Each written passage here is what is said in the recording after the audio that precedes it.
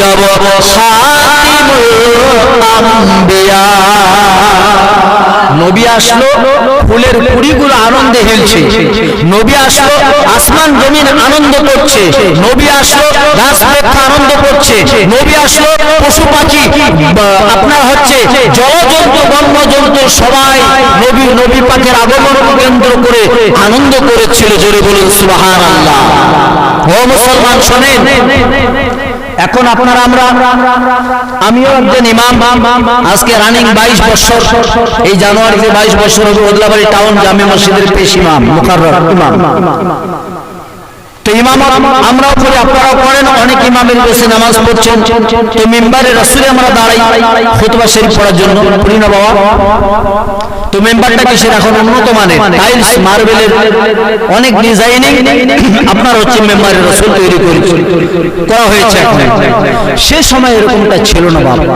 নবীটা কিরকম, কোন নবীর উম্মত আমরা? দেখুন নবী পাক একটা গাছের গুড়িতে এভাবে হেলান দিয়ে খুতবা পাঠ করতেন। জোরে বলুন, খুতবা পড়ছেন প্রত্যেক সময়। খুতবা যখন প্রত্যেক শুক্রবারে পড়তেন, পড়তে হঠাৎ করে সাহাবায়ে কেরামগণ চিন্তা করছেন যে এই গাছের গুড়িতে নবী পাক কতদিন আর হেলান দিয়ে খুতবা পড়বে। একটা মেম্বার তৈরি করা হলো, তখন তো পাকা ছিল না। মেম্বার তৈরি করা হলো কাঠ ফাট দিয়ে। তৈরি করার পরে সুন্দরভাবে তৈরি করেছে। নবী পাক ওখানে দাঁড়িয়ে খুতবা যখন পড়ছেন, হঠাৎ করে হাউ মাউ করে কাঁদছে, কান্নার আওয়াজ শোনা যাচ্ছে। আর নবী পাক সাল্লাল্লাহু আলাইহি ওয়াসাল্লাম পৃথিবীর কোন উম্মাহাত চোখের পানি সহ্য করতে পারে না। শুধু উম্মতের নয়, বরং পৃথিবীর কোন মাখলুক দুঃখে থাকবে, কষ্ট থাকবে, যন্ত্রণা থাকবে, সে যে কোনো মাযহাবের যে কোনো জাতির হোক না কেন, নবী কারোর সঙ্গে আল্লাহ রাসূল কোরআন নিয়ে এসেছেন ক্রমে 23 বছর ধরে। যে কোরআনের দলিল হলো লা ইকরাহা ফিদ্দিন, ধর্মের কোনো জবরদস্তি নাই। লাকুম দীনুকুম ওয়ালিয়া দিন, তাদের ধর্ম তারা করবে, তোমাদের ধর্ম তোমরা করবে। সুতরাং আল্লাহ রাসূল এই কোরআন, যে কোরআন মহাবিজ্ঞান কোরআন কারীমের আদেশ আইন অনুযায়ী নবী পাক সাল্লাল্লাহু আলাইহি ওয়াসাল্লাম জীবন যাপন করেছেন, সেভাবে চলেছেন। সুতরাং ব্রাদার মিল্লাত ইসলামিয়া, কোরআন বলছে পৃথিবীর কোনো মানুষকে ঘৃণার চোখে দেখা যাবে না, পৃথিবীর কোনো মানুষকে অন্যায় চোখে দেখা যাবে না, পৃথিবীর কোনো মানুষকে, সমস্ত মানুষকে শুধুমাত্র মানুষের চোখে দেখতে হবে যে ইনি একজন মানুষ, আমি একজন মানুষ। এইভাবে করে নবী পাক সাল্লাল্লাহু তাআলা আলাইহি ওয়াসাল্লাম দেখতেন। তো কান্নার আওয়াজ শুনে নবী পাক তো জানেন কাঁদছে থেকে, নবী পাক জানেন। সাহাবায়ে কেরাম বলছেন ইয়া রাসূলুল্লাহ, ইয়া হাবিবাল্লাহ, হুজুর, ইয়া রাসূলুল্লাহ, এই কাঠের লাকড়ি থেকে গো নবী, এই কাঠের গুড়ি থেকে বাচ্চার মতো কেন কান্নার আওয়াজ বেরোয় গো নবী? আমার নবী বলছেন, ও সাহাবারা, আমি রাসূলুল্লাহ যেটা দেখি তোমরা সেটা দেখতে পাও না। মুসলমান আব্বা, আমার নবী পাক বলছেন, ও সাহাবারা, আমি যেটা শুনি তোমরা কিন্তু সেটা শুনতে পাও না। আমি যেটা শুনি তোমরা শুনতে পাও না। ও সাহাবারা শোনো, এই খেজুর গাছের গোড়ে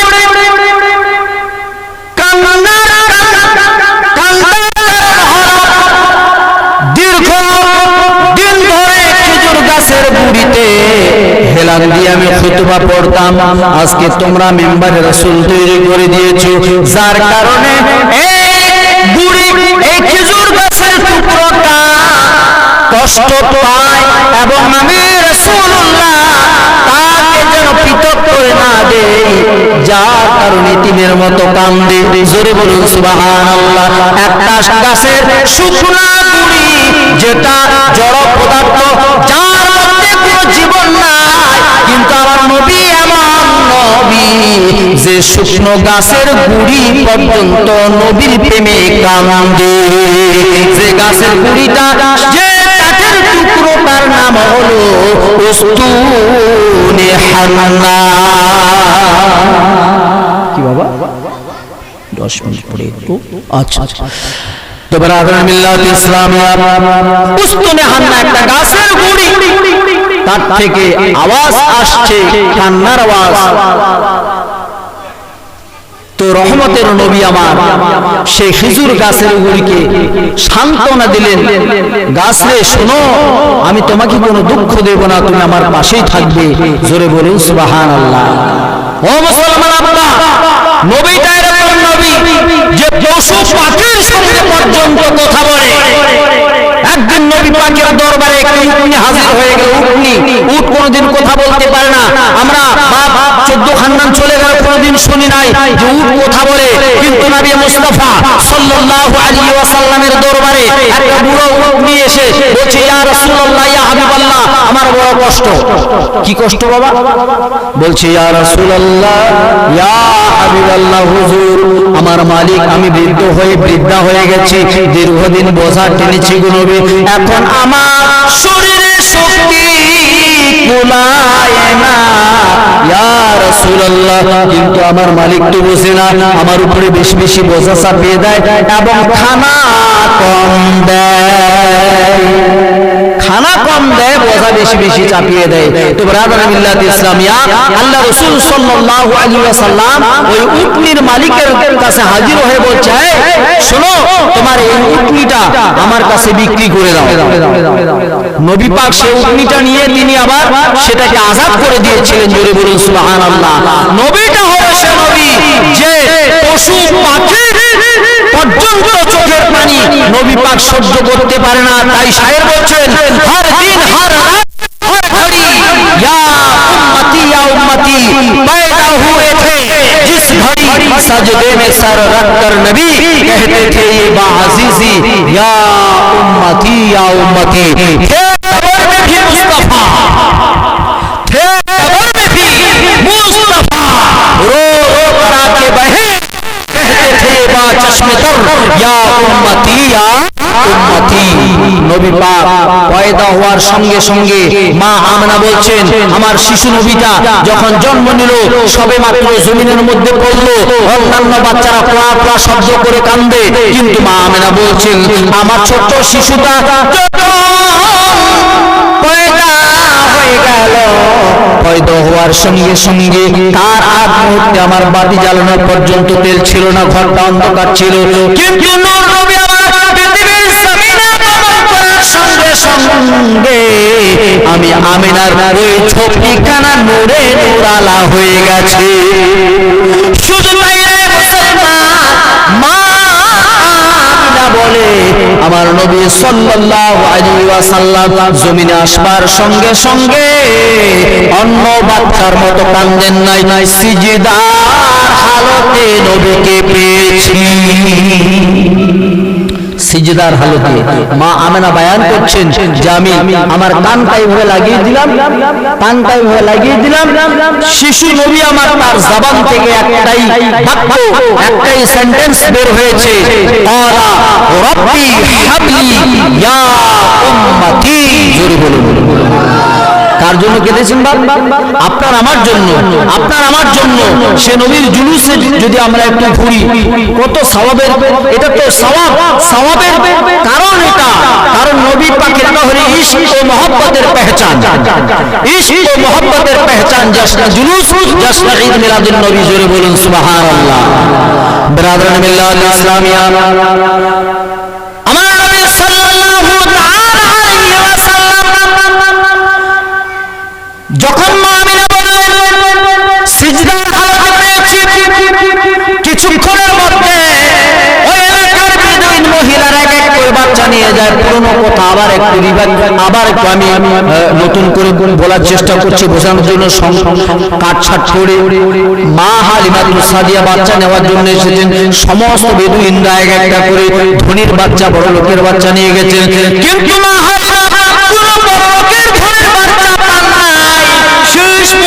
শেষ পর্যায়ে ওই আমার আপনার নবী পাককে পেয়েছেন। স্বামী স্ত্রীর মধ্যে আলোচনা করছেন, এই গরিব এতিম বাচ্চাটাকে নিয়ে যাব, বলে নিয়ে যাই, যা হবে দেখা যাবে, আল্লাহ কি করে দেখি। এবার নিয়ে যাচ্ছেন, যেতে যেতে যেতে যেতে ও মুহাম্মদ নবীর উম্মত শুনে নিন।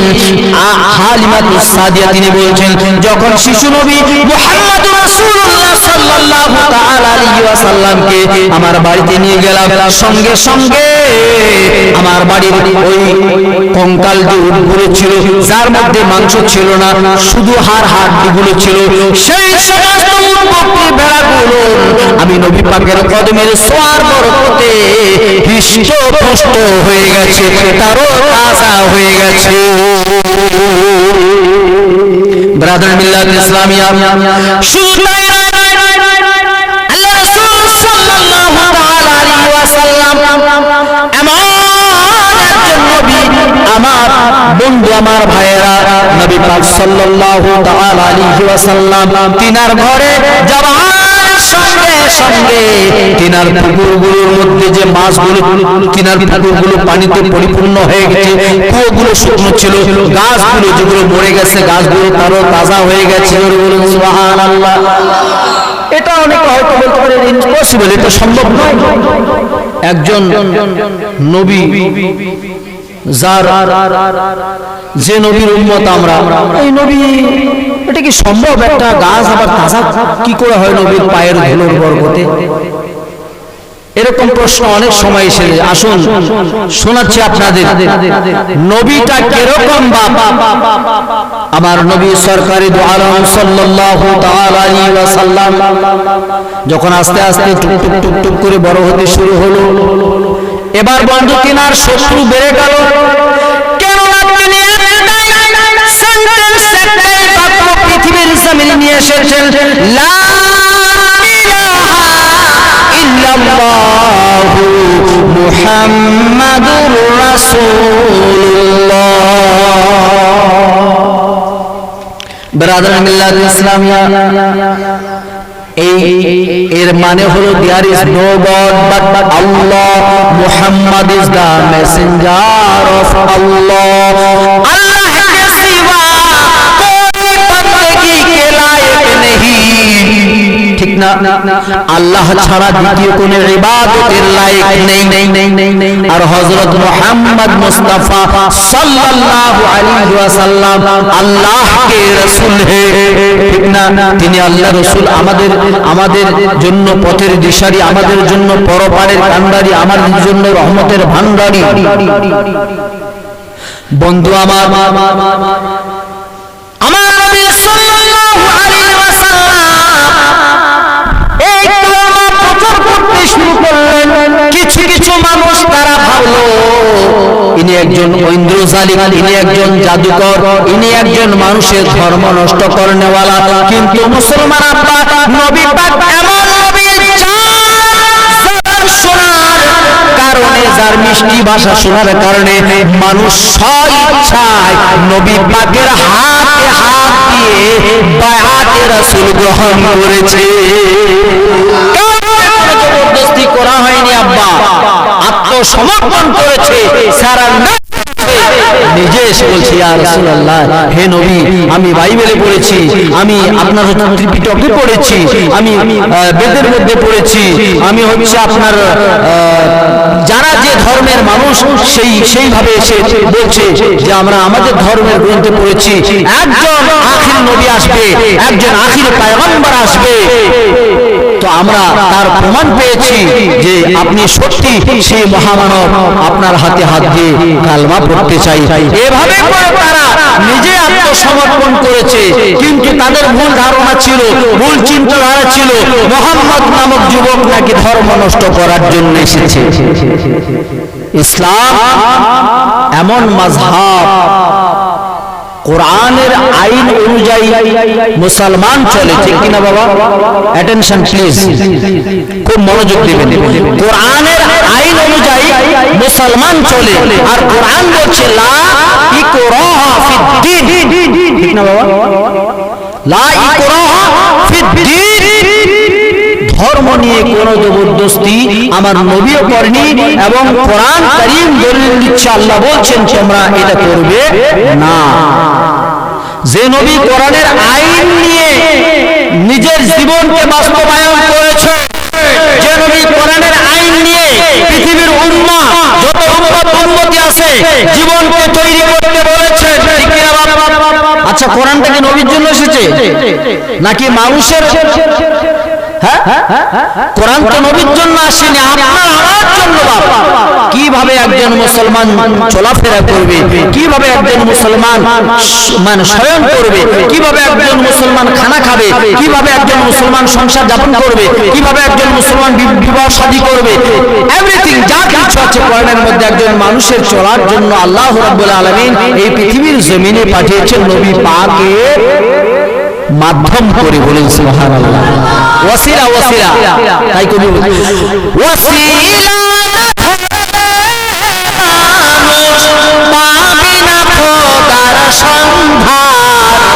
মানুষের কথা নয় বলছে পাপরা। ওসিলা প্রত্যেককে মানে মানতেই হবে। ইয়া আইয়ুহাল্লাযীনা আমানু ওয়াবতাগু ইলাইহিল ওয়াসিলা। তাহলে নবী পাকের ওয়াসিলায় আমরা কোরআন পেলাম। আমার নবী কোরআনের আইন অনুযায়ী যেহেতু চলেছে এবং আপনাকে আমাকে চলতে বলেছে, সুতরাং নবী কারো ধর্মে আঘাত করতে পারে না। বলেন না, পারে না, বলেন পারে কি বাবা? বিরাদার মিল্লাত ইসলামিয়া, আসুন আমার নবী সাল্লাল্লাহু তাআলা আলাইহি ওয়াসাল্লাম যখন কালেমা প্রচার করছেন, ওই সময় কাফিরের সরদার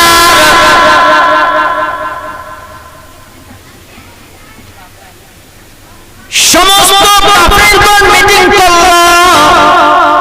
মিটিং করে তারা সিদ্ধান্ত নিল এই মুহাম্মদ নামক যুবকটাকে মক্কার জমিন থেকে তাড়িয়ে দিতে হবে।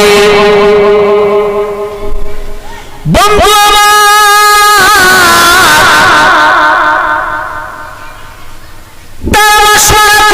পরামর্শ করছে কি করে তাড়ানো যায়। একজন বলছে মুহাম্মদকে রাত্রিবেলায় চুপচুপি কেটে ফেলা হবে, আরেকজন বলছে মুহাম্মদকে রাস্তায় ধরে মারপিট অপদস্থ করা হবে। এই এক একজনের এক এক রকমের আলোচনা। বন্ধু আমার, এবার তারা সবাই মাশওয়ারার মাধ্যমে আলোচনার মাধ্যমে সিদ্ধান্ত হলো যে মুহাম্মদ সাধারণ মানুষ নয়, এই মুহাম্মদকে মারা যাবে না, মুহাম্মদকে কাটা যাবে না। যদি আমরা আঘাত করি তাহলে কিন্তু বিরাদার মিল্লাত ইসলামিয়া তারা চিন্তা করছেন যদি মুহাম্মদকে আঘাত করি তাহলে কিন্তু আমাদের খবর আছে, সুতরাং এটা করা যাবে না। বিরাদার মিল্লাত ইসলামিয়া এবার বলছে বলছে আমার কাছে একটা উপায় আছে, তোমার চলো আমার সঙ্গে। সমস্ত কাফিরগণ চলে গেলেন আমার নবী পাকের দরবারে গিয়ে বলছেন, মুহাম্মদ, ও মুহাম্মদ, তুমি নাকি নিজেকে নবী দাবি করছো? বলে আমি নবী দাবি করি না, বরং আমার আল্লাহ আমাকে নবী করে পাঠিয়েছে। আব্বা আমার নবী, আল্লাহ আমাকে নবী করে পাঠিয়েছেন, আমি নিজেকে নবী দাবি করি না। বলে ঠিক আছে, তুমি যদি সত্যি নবী হও, আল্লাহ যদি তোমাকে নবী করে পাঠিয়েছেন, আমরা একটু প্রমাণ করতে চাই। কি প্রমাণ? বলে সত্যি যদি তুমি নবী হও তাহলে আমার হাতে এই যে কিছু খেজুরের বীজ আছে, এই বীজগুলো তোমার হাতে তুলে দিলাম, এই বীজগুলো তুমি জমিনে লাগাবে। লাগানোর পরে এই সারা রাত ব্যাপী এটার মধ্যে থেকে গাছ হতে হবে, ফুল ফল হতে হবে। আর ওই ফল যদি তুমি আমাদের খাওয়াতে পারো, ও মুহাম্মদ, আমরা সকলেই তোমার কাছে আত্মসমর্পণ করব, কালমা পড়ে ঈমান আনবো, মুসলমান হয়ে যাব। বাবা, এটা কি সম্ভব বলে? এটা যদি এখানে আপনারা যত আমার ভাই, আমার বন্ধু, আমার বাপরা আছেন, যদি কাউকে বলা যায় ভাই একটা বীজ লাগান তো, এই কদুর বীজ, কদুর বীজটা নরম হয়, খেজুরের বীজে শক্ত সহজে গাজা বের হয়, খেজুর তাল এগুলো কত শক্ত, ঠিক কিনা বাবা? এগুলোর বীজ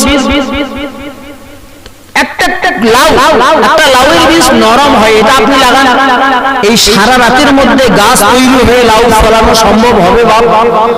অসম্ভব, অসম্ভব আব্বা। কিন্তু নবীটা আমার কিরকম শুনবেন আপনারা?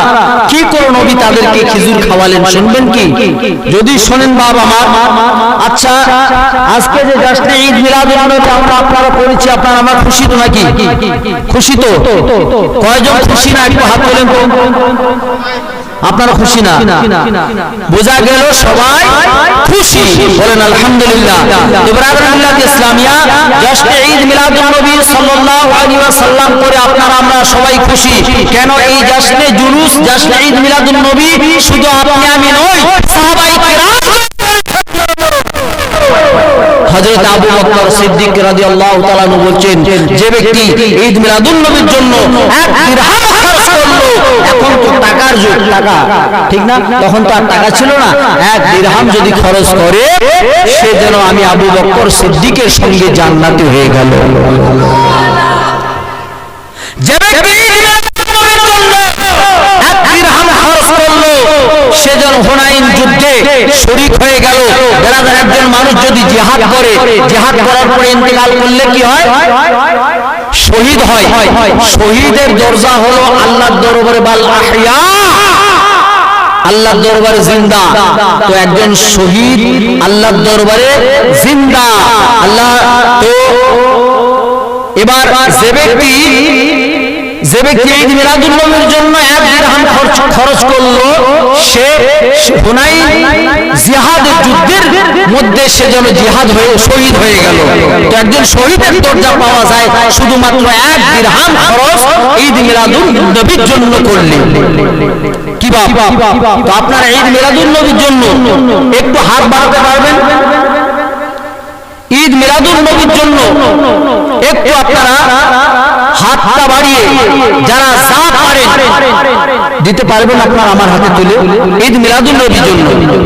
ঈদ মিলাদুন নবীর জন্য, নবীর প্রেমে ব্রাদার নবী বলেছেন ততক্ষণ পর্যন্ত সে মুমিন নয় যতক্ষণ পর্যন্ত পৃথিবীর সকলের চাইতে, বাপ মা ভাই বোন আত্মীয় স্বজনের চাইতে আমি নবী পাককে বেশি ভালোবাসবে না, সে মুমিনই নয়। তাহলে আপনার আমার নামাজ কোথায় যাবে যদি আমরা মুমিন না হতে পারি? আর মুমিন হতে গেলে আপনাকে আমাকে দিতে হবে। আসুন আল্লাহর ওয়াস্তে নবী পাকের প্রেমে জাশ্নে ঈদ মিলাদুন নবীর জন্য আপনার আল্লাহর ওয়াস্তে যারা যা পারেন খুব শর্ট টাইমের মধ্যে, তারপর আমি আপনাদের বক্তব্য শোনাবো ইনশাআল্লাহ। আসুন পেয়ে আসুন 500 200 100 যারা যা পারেন তাড়াতাড়ি করে এগিয়ে আসুন। আসুন ভাবে কষ্ট করে আসুন। ঈদ মিলাদুন নবীর জন্য, তো আমার জন্য নয়। ঈদ আমি যে এখানে এসেছি না, আমি কোনো কন্ট্রাক্ট করে আসিনি। আর আমার জীবনে আমি 12 বছর বয়স থেকে এখন আমার ছেলে মাওলানা মুর্শিদুল হক এই ফাজিল থার্ড ইয়ার পড়ছে এখন ফাজিল ক্লাসে। হ্যাঁ, ও মাওলানা ভাষাটা আমার পেছনে আছে হয়তো ওই মাওলানা। তো ব্রাদার এক সময় আমি আমার আব্বা হুজুর বক্তা ছিল, ওনার সঙ্গে আমি 12 বছর বয়স থেকে বক্তব্য করে বেড়াতাম। তো ব্রাদার জীবনে কোনোদিন আমি আমার ডিমান্ড করিনি, কোনোদিন করিনি। আল্লাহ দেওয়া আপনাদের ওসিলায় যা হয়। তো এটা ঈদে মিলাদুন নবীর জন্য চলছে। যাই হোক, একজন বৃদ্ধ আব্বা আমার 100 টাকা দিয়েছেন, নারে তাকবীর নারে রিসালাত। আরেকজন আব্বা আমার 50 টাকা দিয়েছেন, আরেকজন আব্বা 50 টাকা দিয়েছেন, ছোট ভাই আমার 50 টাকা, আরেকজন আব্বা আমার 100 টাকা দিয়েছেন। আসুন একটু কষ্ট করে উঠে আসুন, নারে তাকবীর নারে রিসালাত। আসুন আমি নারে রাসূল শোনাচ্ছি আল্লাহর ওয়াস্তে, এগিয়ে আসুন। আরেকজন বাবা আমার 100 টাকা দিয়েছেন। কমিটির ভাইদের বলছি, অথবা কমিটির যদি কোনো মহিলা ভলান্টিয়ার থাকে আপনারা যান মা বোনদের ওখানে, আল্লাহর ওয়াস্তে চলে যান, একটু ঈদ মিলাদুন নবীর জন্য একটু কালেকশন করে নিয়ে আসুন। আসুন আমি নারে রাসূল শোনাচ্ছি, খুব ভালো লাগবে ইনশাআল্লাহ। জাযাকাল্লাহু খাইরান। আরেক ভাই আমার এখানে 60 টাকা দিয়েছেন, আরেক আব্বা আমার 50 টাকা দিয়েছেন। আসুন নারে রাসূল শোনাচ্ছি। খাতিমুল মুরসালিন খাতিমুল মুরসালিন সাইয়্যিদুল আম্বিয়া आ गए मुस्तफा आ गए मुस्तफा आ गए खातिमुल मुरसलीन सय्यिदुल अंबिया आ गए मुस्तफा आ गए। हर हो मुबारक तेरी गोद में आमना, हो मुबारक तेरी गोद में आमना। রেজাউল হক ভাই আমার 500 টাকা দিয়েছে, নারে তাকবীর নারে রিসালাত। আরে আব্বা আমার 50 টাকা দিয়েছে। আসুন বাবা, যারা যা পারেন আল্লাহর ওয়াস্তে দিয়ে যাবেন। আরে ভাই আমার 100 টাকা দিয়েছেন। রব্বুল আলামিন দানে দান কবুল মঞ্জুর করে নিন, বিপদ আপদ বালা মুসিবত থেকে বাঁচিয়ে নিন, সংসারে রহমত বরকত নাযিল করে দিন। আরেকটি ছোট আম্মা আমার 50 টাকা দিয়েছেন। নারে তাকবীর নারে রিসালাত, জশ্নে ঈদ মিলাদুন নবী। আসুন বাবা এগিয়ে আসুন, যারা যা পারেন আল্লাহর ওয়াস্তে এখানে দিয়ে যাবেন। আমি বক্তব্য আবার আপনাদের শোনাবো। আসুন। হ্যাঁ মা বোনেরা, আপনারা নিজে নিজে একজনকে কালেকশন করে দিয়ে দিন, এখানে পাঠিয়ে দিন। আপনারা জাস্ট এই মিলাদুন নবীর জন্য দেবেন। মা এখানে মাদ্রাসা আছে, মাদ্রাসা আছে না? মাদ্রাসার উন্নতি গল্পে আপনারা ছোট্ট ছোট্ট বাচ্চারা, আরে মাদ্রাসাতে এমন একটা স্থান কবি বলছে, মাদ্রাসা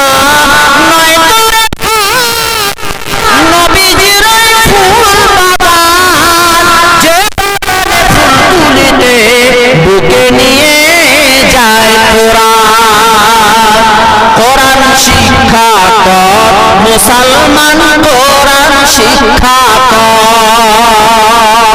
আম্মা এই মাদ্রাসায় আপনার সন্তানগুলো কোরআন শিক্ষা নেবে, আর কোরআন শিক্ষা নিলে কি ফায়দা হবে শুনুন। কোরআন শিক্ষা কর মুসলমান, কোরআন শিক্ষা কর, নভেল নাটক ছেড়ে দিয়ে খোদার কোরআন পড়।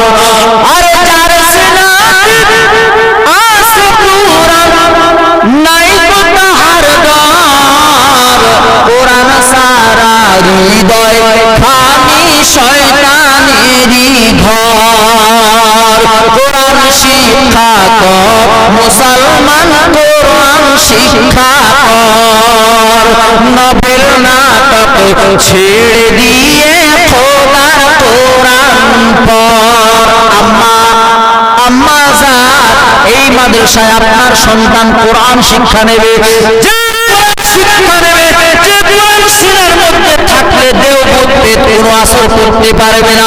পৃথিবীর কোনো জীবজন্তু পর্যন্ত যারা কোরআন সিনায় ধারণ করবে, হাফিজে কোরআনের সিনা মাটি খেতে পারে না।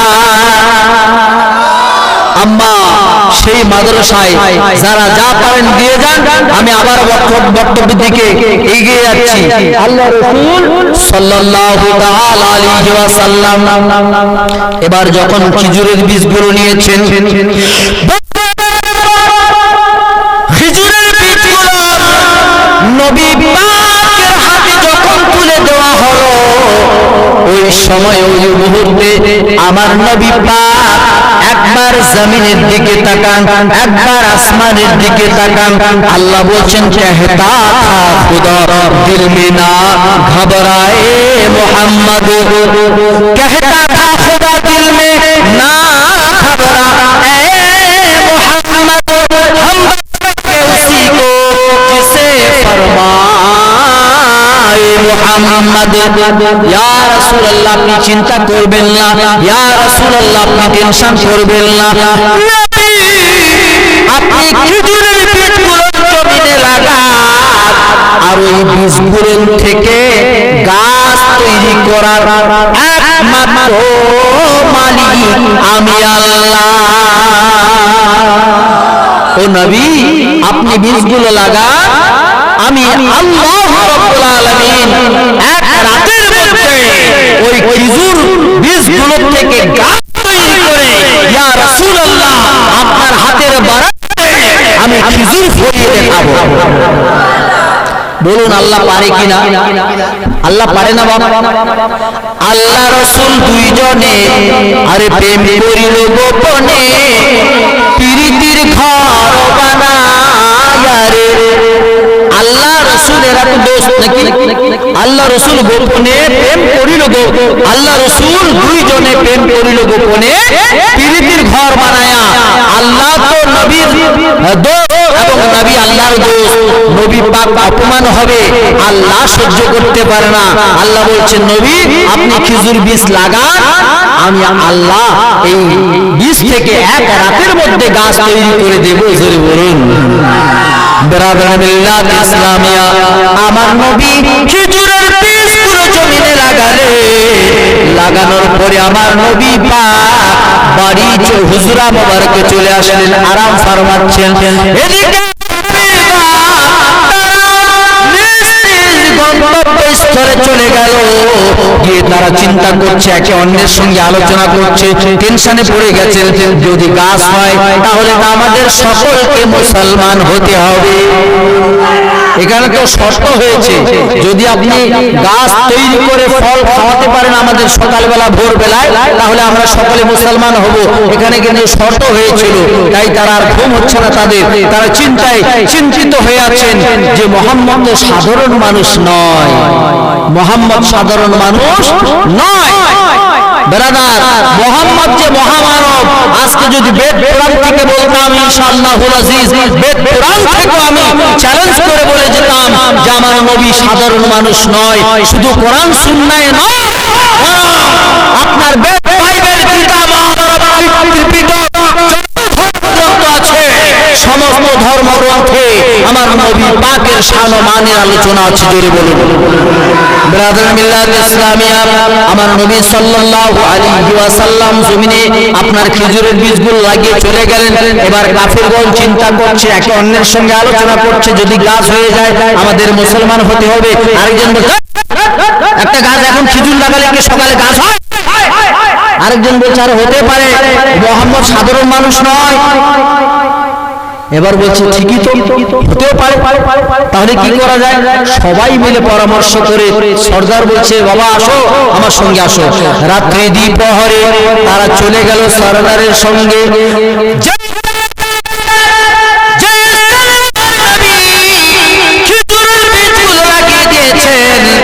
ওই খেজুরের বীজগুলো ও মুহাম্মাদির উম্মত, ওই খেজুরের বীজগুলো এক একটা করে তুলে কাফিরগণ নিয়ে চলে গেছে। বলুন আব্বা এবার গাছ হবে তো? গাছ হবে? বীজ তো নাই, গাছ হবে? হবে না, সম্ভব নয়।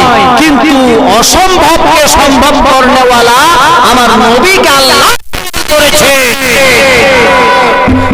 যিনি এখানে দাঁড়িয়ে আসমানের চন্দ্র দ্বিখণ্ডিত করার ক্ষমতা আল্লাহ যিনাকে দিয়েছেন, যিনি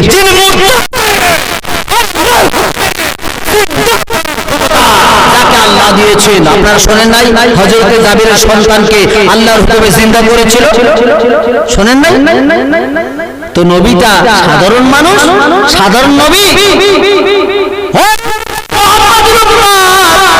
আমি মাওলানা মাকসুদুল এই যে জুব্বাখানা পড়ার কারণে, এই দীর্ঘক্ষণ ধরে বক্তব্য রাখার কারণে পাসিনা পাসিনা হয়ে গেছি, একটু পরে আবার শরীরটা দুর্গন্ধ করবে না বাবা? হ্যাঁ, এই জন্য আমার আবার ইসলামিক আইটেমের একটা দোকান আছে, ইসলামিক অল আইটেম, বোরখা হিজাব থেকে নিয়ে ইতর সুরমা। আমার পকেটে আতর আছে, আমি আতর লাগিয়ে এখন সুগন্ধযুক্ত হয়ে যাব। বলেন সুবহানাল্লাহ। একটু পরে আমার শরীর হয়তো দুর্গন্ধ হবে, কেন? মাওলানা মাকসুদুল দেখতে তো খুব জুব্বা হুব্বা ওয়াজব মোটামুটি করলো, কিন্তু শরীরটা দুর্গন্ধ। বলবেন না? হ্যাঁ, মানুষ কাছে দিয়ে যেতে পারে না, কিন্তু নবী পাক, নবীটা সেরকম মুস্কাম মারসে বেহতর মেরে নবী কা পাসিনা। সাহাবায়ে কেরাম নবী পাকের ওই ঘামগুলো বোতলে ভরতে এবং আতর হিসেবে ব্যবহার করতে। সে নবী আবার যিনি হুজরা মোবারক আরাম করছেন, এদিকে কাফেররা বীজ তুলে নিয়ে এসেছেন। বন্ধু আমার, গাছ তো আর হওয়া সম্ভব নয়, তারা আনন্দ করছে। আগামীকাল সকাল বেলায় ভোর বেলায় আমানাল্লাহ মুহাম্মদ নামক যুবককে অপমান অপদস্থ করে মক্কার জমিন থেকে তাড়িয়ে দেব। কিন্তু আমরা শুনেছি রাখে হরি মারে কে, রাখে আল্লাহ মারে কে, ঠিক না? ওয়াতুযিল্লু মান তাশা, ইজ্জত এবং জিল্লাতের মালিক একমাত্র আল্লাহ। আল্লাহ যার ইজ্জত বাঁচাবেন কেউ কোনো মা তার ইজ্জত ঘটাতে পারে না, আর যাকে আল্লাহ বেইজ্জত করবেন সে কোনোদিন সম্মান পাবে না। আব্বা আমার এবার তারা ভাবছে যে মুহাম্মদকে অপদস্থ করবো। এবার সমস্ত কাফিররা এসে গেল, আসার পরে বলছেন ও মুহাম্মদ, ও মুসলমানের নবী, ওই আমাদের খেজুর খাওয়ান, আমরা কলমা পড়ে নেই। তার আনন্দ বলে খেজুর খাওয়ান, আমরা কলমা পড়বো। তারা ভাবছে খেজুর তার খাওয়াতে পারবে না, বলে বাবা ঠিক আছে চলো, ইনশাআল্লাহ তোমরা চলো। আমার নবী এগিয়ে এগিয়ে, তারা পেছনে পেছনে হেঁটে যাচ্ছেন। যেতে যেতে যেতে যেতে যেতে যেতে যে জায়গার মধ্যে বীজগুলো লাগিয়েছিল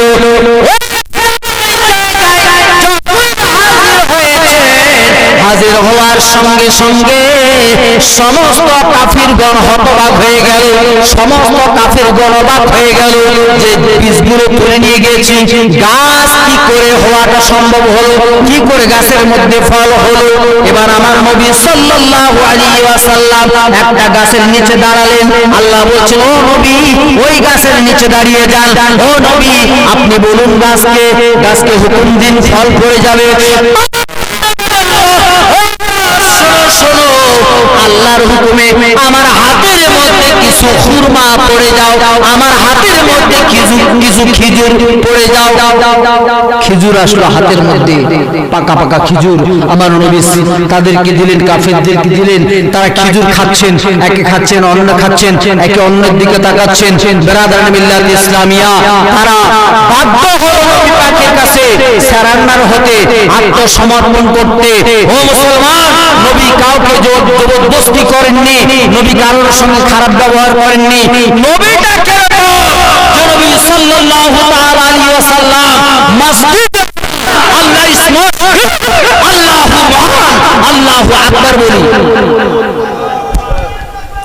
নারায়ে তাকবীর, নারায়ে সালাত, নারায়ে সালাত। হযরত আল্লামা মাওলানা মুফতি সাইবাতুল রিজভী সাহেব, নারে তাকবীর, মাওলানা নারে সালাত, নারে সালাত। উলামায়ে আহলে সুন্নাত হযরত আল্লামা মাওলানা মুফতি ফাহিমউদ্দিন সাহেব, নারে তাকবীর, নারে সালাত। আলহামদুলিল্লাহ।